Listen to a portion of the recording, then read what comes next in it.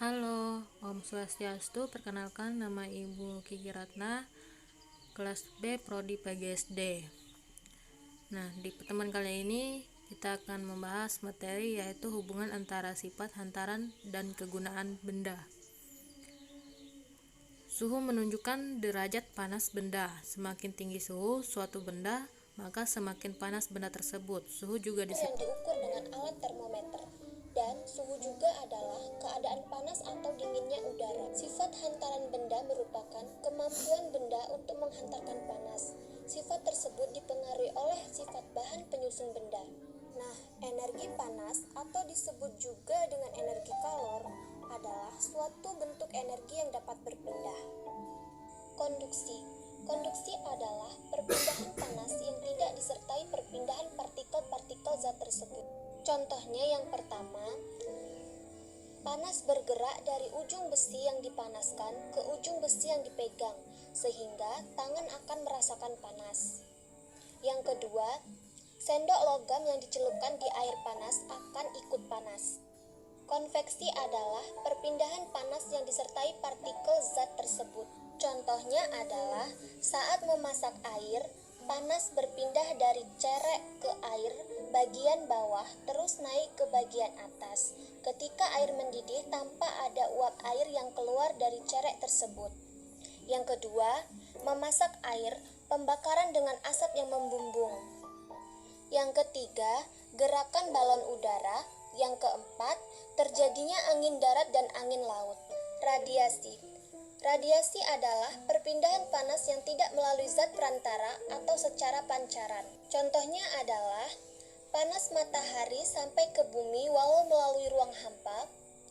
Yang kedua, tubuh terasa hangat ketika berada di dekat sumber api. Yang ketiga, menetaskan telur unggas dengan lampu.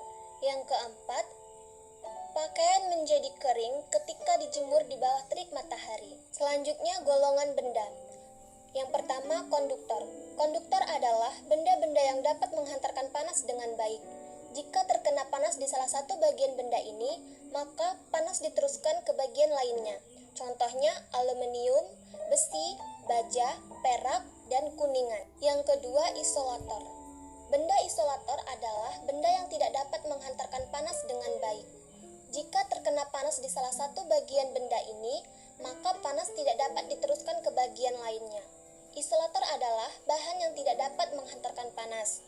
Contoh, ebonit. Ebonit digunakan untuk pegangan agar tidak cepat panas. Misalnya pegangan ceret dan panci. Kain digunakan untuk bahan alat atau serbet. Kegunaan bahan konduktor. Yang pertama, alat-alat memasak seperti panci dan penggorengan dibuat dari aluminium, baja, atau teflon. Yang kedua, setrika adalah alat untuk merapikan pakaian dengan memberikan panas kepada kain. Setrika pada bagian bawahnya terbuat dari logam agar mudah menghantarkan panas. Kegunaan bahan isolator. Yang pertama, pegangan panci, penggorengan, dan setrika dibuat atau dilapisi plastik atau kayu. Jadi saat digunakan, alat-alat itu tidak panas pada pegangannya. Yang kedua, masakan panas dalam wadah diberi alas kain sewaktu diletakkan di meja agar meja tidak rusak karena panas. Yang terakhir, pemanfaatan konduktor dan isolator panas. Yang pertama, setrika. Setrika merupakan benda yang sering digunakan untuk menghaluskan pakaian dengan menggunakan energi panas. Energi panas tersebut dihasilkan dari perubahan energi listrik. Setrika terbuat dari bahan konduktor dan isolator. Sifat konduktor pada setrika terletak di bagian alas setrika yang terbuat dari logam dan sifat isolator terletak di bagian atas badan setrika serta pada pegangannya yang berbahan plastik. Hal tersebut bertujuan agar tangan tidak merasa panas pada saat menggosok pakaian. Yang kedua, termos air. Termos air digunakan untuk menyimpan air panas agar suhunya tidak cepat berubah. Termos dibuat dengan memanfaatkan sifat konduktor dan isolator pada bahan pembuatnya. Dinding termos terbuat dari dua lapis bahan, yaitu plastik atau logam pada bagian dalam, agar suhu panas pada air dapat bertahan lama. Yang ketiga, rice cooker. Sifat konduktor pada rice cooker terletak pada bagian dalam sebagai alat pemasak beras, sedangkan pada bagian luar tersebut dari bahan isolator agar tidak panas. Sekian dari pembelajaran penjelasan kita pada pagi hari ini. Terima kasih atas perhatiannya.